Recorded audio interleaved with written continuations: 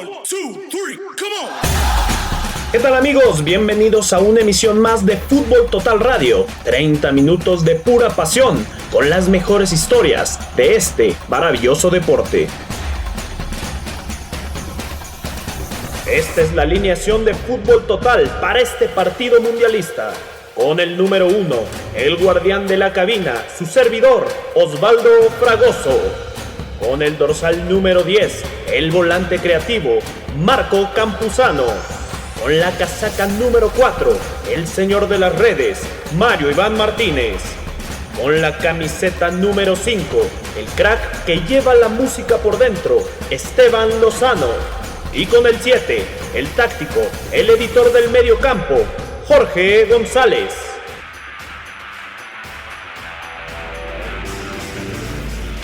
La participación de México en los mundiales nos hace vibrar de pasión. Recordar cada Copa del Mundo que ha disputado el Tri es volver a vivirla. Hoy te emocionarás con la participación de la selección mexicana en el Mundial de México 86. Arranquemos el encuentro, y qué mejor que con historias de éxito, constancia y permanencia. ¿Qué tuvieron que vivir las estrellas de hoy antes de convertirse en ídolos? Hoy, en Así Llegó el Crack, la siguiente historia inspiradora en la voz de Mario Iván Martínez.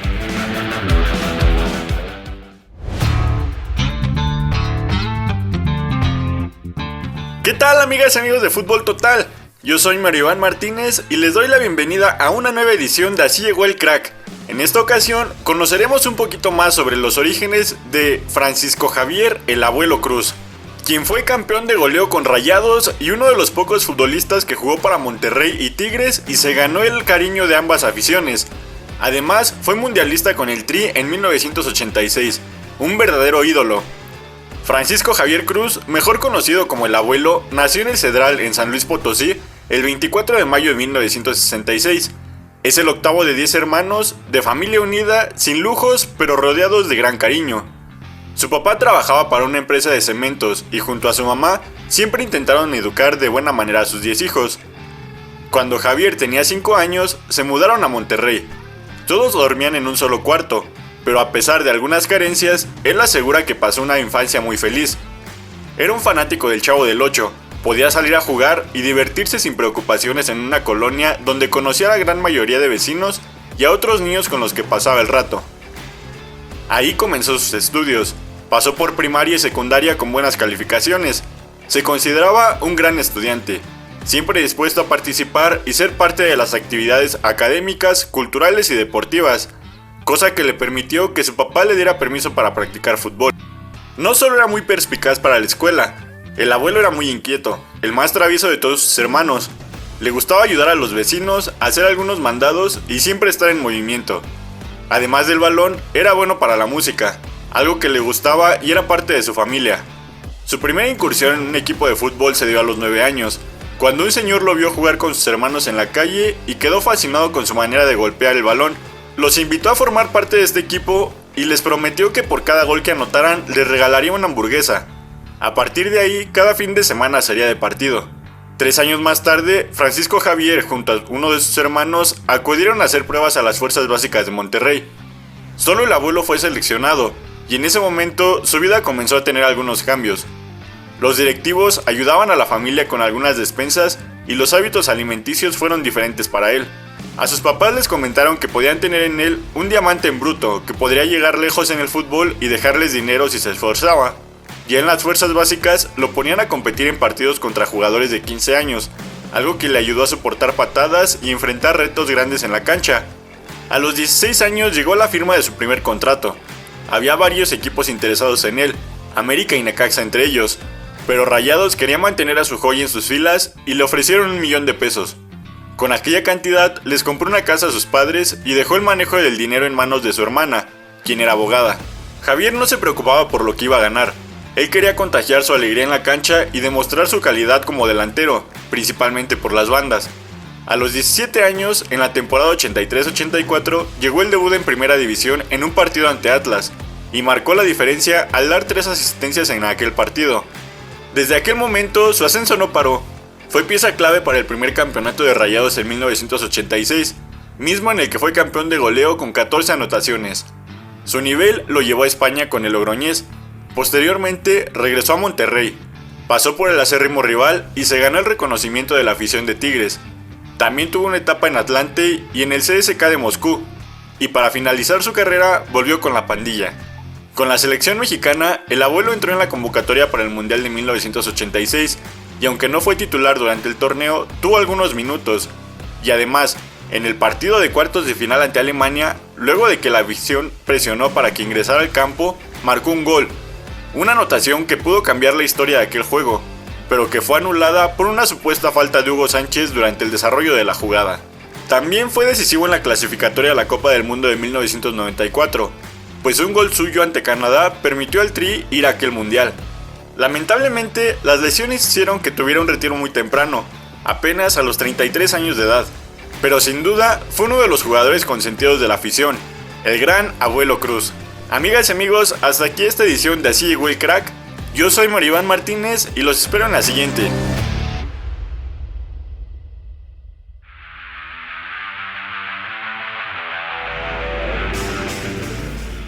El balompié es capaz de trascender generaciones. Está compuesto de hitos, de los que nos hablaron nuestros abuelos, de astros que admiraron nuestros padres y consagraciones de las que hoy somos testigos. La mejor de 3 generaciones hoy convergen en el balón contra el tiempo de Jorge González.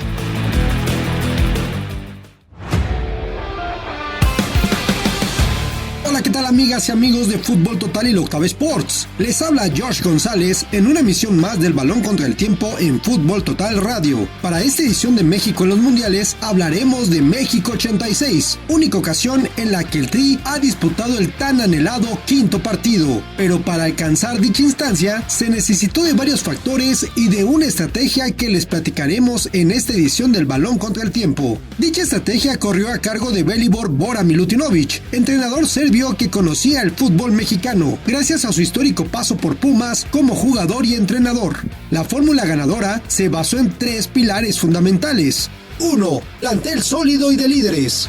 El primero de ellos fue la consolidación del equipo. La selección se conformó por jugadores de la liga local, que eran clave en cada uno de sus clubes, tanto en el campo como en el vestidor. De aquella selección mundialista de 22 jugadores, 21 de ellos jugaban en el balompié azteca, con la excepción de Hugo Sánchez, quien brillaba en el Real Madrid. Estaba plagada de líderes, que en conjunto lograron una estirpe de garra y disciplina en cada juego.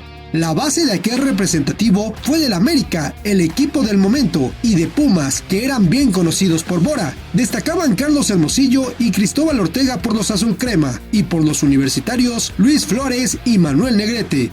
Se complementaban con Tomás Boy, de Tigres, capitán de la selección, Fernando Quirarte de Chivas, Javier Aguirre del Atlante y un prometedor Abuelo Cruz del Monterrey, uno de los planteles más vastos en cuanto a calidad que ha presentado el Tri en su historia mundialista. 2. La ardua preparación rumbo al Mundial. Pero el tener una gran generación no era suficiente si no se lograba juego en conjunto. Es por eso que para la máxima justa tuvieron una ardua y larga preparación. Durante los 6 meses previos al Mundial, Bora tuvo libertad de disponer de sus seleccionados para concentraciones y juegos de preparación cuantas veces fuera necesario. Tanto fue el apoyo de la Federación Mexicana de Fútbol que la temporada previa al evento se dividió en 2 torneos cortos, Pro de 85 y México 86, para terminar la campaña antes de lo acostumbrado y así contar con los seleccionados desde 3 meses antes del Mundial. 3. Contar con el mejor goleador del mundo.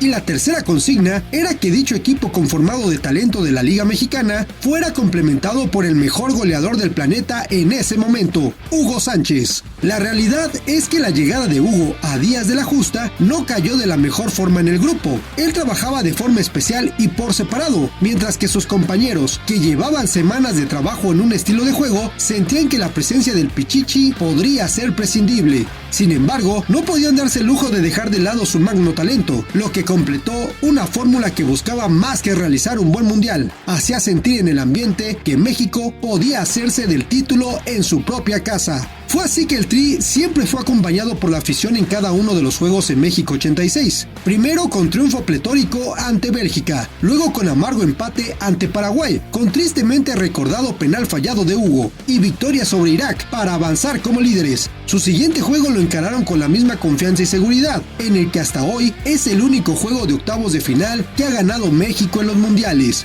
Fue 2-0 ante Bulgaria, con majestuoso gol de tijera de Manuel Negrete, con el que se abrió la puerta al quinto partido. Pero dicha estrategia tuvo una falencia, y fue el calendario trazado para el Tri. Se tenía contemplado que avanzaría de la fase de grupos, pero no como primer lugar. De haber clasificado como segundo en su sector, todos los juegos los disputaría en el Estadio Azteca, con el peso de las gradas, el calor y la altura de la Ciudad de México. Pero el clasificar como líder, el duelo de cuartos de final los llevó al Universitario de Nuevo León, en donde el calor fungió como rival, tanto para los locales como para Alemania, el rival en turno. El árido clima fue el protagonista. Fue un férreo duelo que terminó sin anotaciones tras los 90 minutos, en el que México lució con mayor dominio del juego. En tiempos extra, cuando parecía que la selección mexicana podía terminar con un desgastado rival, Javier Aguirre fue expulsado al minuto 98, lo que le dio aire a los teutones para llevar la definición a los penales. Los malditos penales. Instancia en la que se acabó el sueño y de la que hablaremos en nuestra siguiente entrega de Fútbol Total Radio. Yo soy George González y esto fue El Balón contra el Tiempo.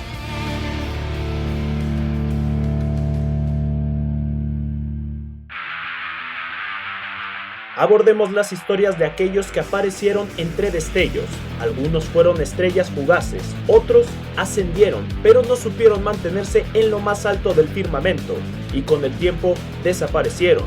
¿Qué fue de aquellos futbolistas que tanta expectativa causaron? Esta es la promesa incumplida de hoy, por Osvaldo Fragoso. Hola, ¿qué tal amigos del Octava Sports? Les saluda con mucho gusto Osvaldo Fragoso de Fútbol Total. La participación de México en los mundiales tiene muchas historias que contar. Es por ello que en esta ocasión quiero platicarles sobre la promesa incumplida de México en el Mundial del 86. Se trata de Félix Cruz Barbosa, zaguero que no pudo llevar su carrera al siguiente nivel. El defensor originario de Torreón, Coahuila, debutó con la camiseta de los Pumas. Dentro del equipo universitario fungió como uno de los jugadores estelares, lo que lo llevó a emigrar a Japón y jugar con el Yokohama Nissan. En 2 años con el equipo nipón, Félix no pudo ser uno de los jugadores habituales, lo que lo llevó a regresar a México, eso sí, no sin antes ser convocado por Bora Milutinovic para integrar la convocatoria del equipo, que jugaría el Mundial del 86 en tierras mexicanas. Durante la Copa del Mundo, Félix Cruz fungió como uno de los titulares en los 5 partidos que disputó el Tri. Sin embargo, tras finalizar el Mundial, regresó a Pumas para vivir una segunda etapa, en donde tampoco pudo proclamarse campeón. De ahí, la carrera del zaguero lagunero parecía que por fin daría el siguiente paso, ya que era pretendido por el Wesley de Inglaterra en el 87, pero la transferencia no se pudo completar, ya que Pumas pretendía 300,000 libras esterlinas por el pase del jugador, situación que llevó al equipo inglés a retirarse. A partir de ese momento, Félix Cruz pasó por Atlante y Tigres sin tener mayor trascendencia, mientras que con Rayados de Monterrey se coronó campeón de la Copa en 1992. Finalmente, el defensor culminó su carrera con los Toros Neza en la temporada 93-94. De ahí, siguió ligado al fútbol como director técnico con La Piedad en 2010, Excelsior y como auxiliar en Cafetaleros. Soy Osvaldo Fragoso, y para más historias como estas, no se olviden de seguir todas las plataformas de Fútbol Total.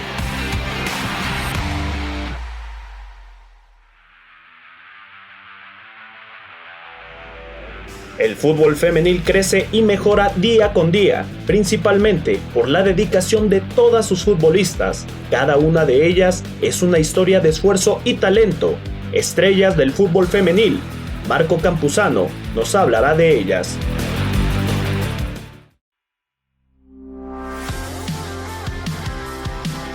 ¿Qué tal, amigos de Fútbol Total Radio? Campuzano, para presentarles a las estrellas. Para las estrellas de hoy hablaremos de Mónica Ocampo, la autora del mejor gol en la historia de los mundiales. Mónica Ocampo es considerada una de las mejores jugadoras de México y también de la Liga MX. Se desempeña como delantera y ha dejado una huella imborrable, sobre todo con el tricolor. Mónica reconoció que ella nunca se imaginó el éxito que tendría, que empezó a jugar fútbol como un pasatiempo o como un hobby, pero que cuando conoció a Maribel Domínguez, la tomó como una ídola, una jugadora que aspiraba a ser como ella, y claro, llegar a la selección mexicana. Su talento habló rápidamente y fue considerada para el equipo sub-15 del tricolor y también para el sub-20.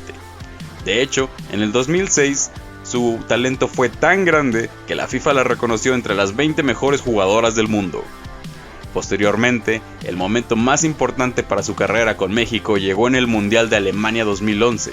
Las aztecas jugaron ante Inglaterra en el primer partido del Grupo B. El partido estaba empatado a 0 y Mónica se atrevió a disparar desde varios metros afuera del área.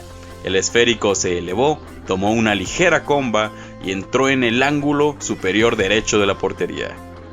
Pese a que México no logró calificar de la fase de grupos a aquel mundial, ese gol de Mónica Ocampo ha pasado a la historia como el mejor de todos los mundiales femeniles. De hecho, la misma FIFA lo bautizó de esta manera, ya que hizo una votación en el 2019. Posteriormente, en el 2017, cuando surgió la Liga MX femenil, Ocampo fue llamada de inmediato para jugar con las Tuzas del Pachuca. Desde entonces ha defendido los colores del club y es una referente del mismo. Hoy, a sus 35 años, sigue vigente con Pachuca Femenil y es líder del vestidor, aunque sus posibilidades de volver a la selección mexicana son muy reducidas. Sin embargo, ese gol quedará enmarcado para los libros de historia y para la posteridad. Sin más, te ha hablado Marco Campuzano y te invito a seguirnos para que escuches más historias de estrellas del fútbol femenil.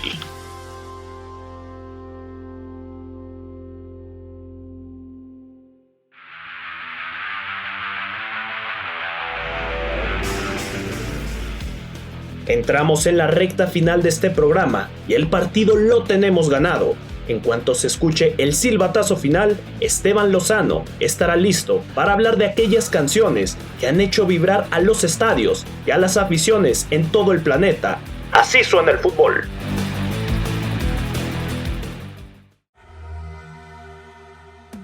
Hola, ¿qué tal, amigos de Fútbol Total? Ya estamos aquí en su sección Así suena el fútbol y en esta ocasión tenemos el tema El equipo tricolor. Bueno, esta es una de las canciones más representativas en la historia de la selección mexicana porque se lanzó específicamente para apoyar al tricolor y bueno, fue en aquella Copa del Mundo de 1986 que se grabaron dos temas, uno era el equipo tricolor y el otro era la ola verde. La realidad es que como todo tenía un trasfondo comercial, aprovechando el ambiente mundialista que se vivía en el país, decidieron lanzar canciones alusivas al mundial, pero muy enfocadas hacia la selección mexicana. Bueno, ya habíamos hablado antes de el Mundial de México 70 y la canción de los hermanos Zavala para ese mundial, pero en esta ocasión estas dos melodías fueron grabadas por elementos del plantel que iba a ir a la Copa del Mundo, elementos de México. La canción de la que hablamos aquí, bueno, yo creo que todos o la mayoría recuerdan aquella frase de el equipo tricolor tiene mucho corazón y en la cancha lo demostrará, que es la letra con la que empieza, pero este tema junto el de la ola verde, pues ambos reflejaban este deseo de los jugadores de desempeñar un buen mundial y sobre todo también la hospitalidad del mexicano que siempre es muy reconocida en todas partes. Estuve buscando información sobre quién había escrito el tema y la verdad es que no lo encontré. Si alguien sabe nos lo puede compartir, porque la verdad no encontré quién escribió la letra de esta canción. Pero algo curioso es que en el videoclip que sacaron no aparecen ni Javier Aguirre y tampoco Hugo Sánchez, mucho menos Bora Milutinovic, que era el técnico de aquella selección. Y lo digo porque probablemente eran los máximos referentes de ese equipo mexicano. Por otro lado se aparecen Pablo Larios, Fernando Quirarte, Manuel Negrete y aparece Javier Chicharo Hernández, padre del Chicharito, que no jugó el mundial. Vaya, Chicharo fue parte de aquella plantilla que llegó hasta los cuartos de final, pero no participó. Y bueno, en el video aparecían los elementos de la selección mexicana con sus uniformes de entrenamiento, por así decirlo, y detrás de un atril y entonando la canción, algunos con audífonos como en la grabación tal cual, además de imágenes del Estadio Azteca, de la gente apoyando a la selección mexicana. Ese fue el video con el que presentaron esta canción. Otro dato que está fuera de la canción pero que me parece importante resaltar, sobre todo del Mundial de México de 1986, es que la selección de Alemania le dedica una canción a México, tal cual se llamaba México mi amor, que cantaban los jugadores e interpretaban con el actor austriaco Peter Alexandre, y era una canción para generar empatía con el pueblo mexicano. Pero bueno, este ya es un dato extra. Esto ha sido todo por mi parte. Yo me llamo Luis Esteban. Muchas gracias por escucharnos y sigan con nosotros. El árbitro silba el final. Te invitamos a seguir escuchando todas las historias que envuelven la participación de México en los mundiales en Fútbol Total Radio. Visítanos en nuestro sitio web futboltotal.com.mx y búscanos en redes sociales como Fútbol Total.